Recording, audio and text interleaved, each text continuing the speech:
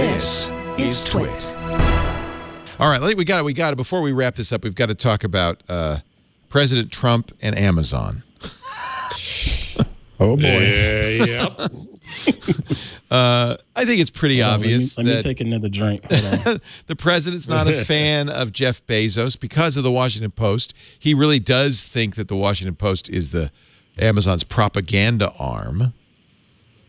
But most of the coverage isn't really focusing on that. Most of the coverage is focusing on the postal stuff, which is complete lies. Complete lies. Yeah, I mean it's kind of, I think it's not a good precedent for the president of the United States to target companies. Amen. And full disclosure, I own the stock, so I'm pissed. Yeah, and it certainly it has hurt the stock, right? Although, yep, I think eventually the stock market kind of wakes up and says, "Oh, come on." And the Postal Service, we should point out, the Postal Service is going to every house, almost every house in the country anyway. It's on the way. Right. So if Amazon doesn't use them for delivery, it doesn't save them money.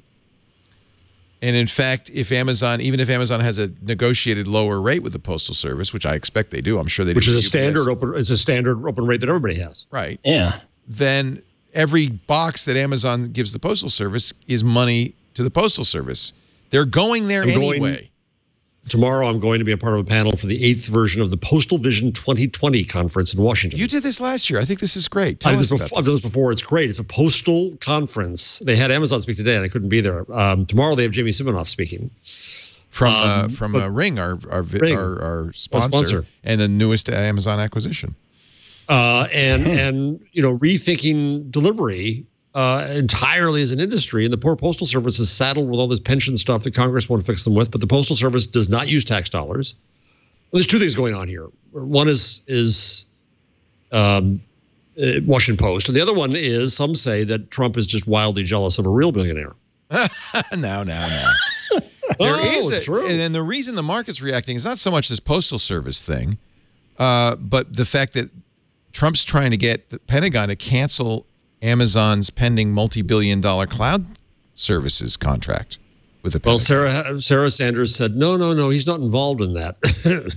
No, he's not even allowed to. It would actually, if the president interferes with bidding or contractual, that's actually illegal. But that doesn't mean he won't try, and it doesn't mean he won't succeed. Exactly. So no love lost between Trump and Bezos. Trump has told advisors, according to Vanity Fair, that he believes Bezos uses the paper as a political weapon. One former White House official said Trump looks at the Post the same way he looks at the National Enquirer. What? Well, the National Enquirer is a political weapon in his behalf. Ah, right. Let me just say for a minute, I now believe that the Washington Post is the finest newspaper in America. It's the one I start with every morning. More than the Times. Marty Barron, I do. And Marty Barron is the best editor in America.